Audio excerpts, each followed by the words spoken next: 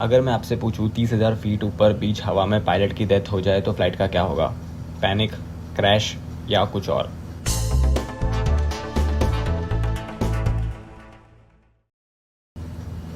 Movies ने हमें सिखाया है पायलट मरे इज इक्वल टू प्लेन ख़त्म, लेकिन एविएशन मूवीज़ जैसी नहीं होती। हर सिचुएशन के लिए step by step train procedures होते हैं और ये टॉपिक पैसेंजर्स को कभी एक्सप्लेन नहीं किया जाता। Step 1, there is always another pilot. Commercial flights कभी भी सिंगल पायलट के साथ ऑपरेट नहीं होती। अगर कॉकपिट में एक पायलट इनकैपेसिटेटेड हो जाए तो दूसरा पायलट तुरंत एयरक्राफ्ट कंट्रोल ले लेता है। नो ड्रामा, नो अनाउंसमेंट, बस ट्रेनिंग का काम।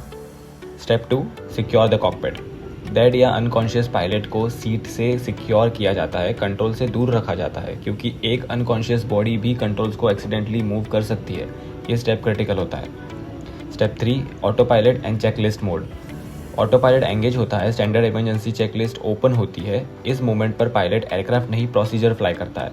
एविएशन में इमोशंस अलाउ नहीं होते। Step 4, ATC and company alert.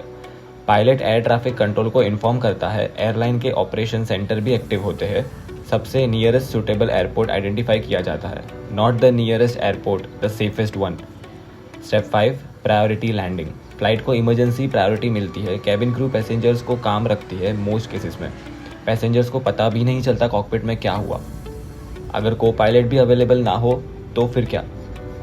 Long hours flight में एक्स्ट्रा रिलीफ पायलट्स होते हैं। कॉकपिट जंप सीट पे ट्रेन पायलट होता है और वर्स्ट केस में एटीसी ग्राउंड से असिस्टेंस देता है। Crash is last possibility, not first. तो जब आप फ्लाइट में बैठे हो और कॉकपिट का दरवाज़ा बंद होता है, याद रखना प्लेन एक इंसान पे डिपेंड नहीं करता। प्लेन ट्रेनिंग, सिस्टम्स और प्रोसीजर्स पे चलता है। यही एविएशन की चीज़ें जो मूवीज़ कभी नहीं दिखाती। So fasten your seat belt. This is just plain talk, and if you like my videos, please do like and subscribe. Thank you.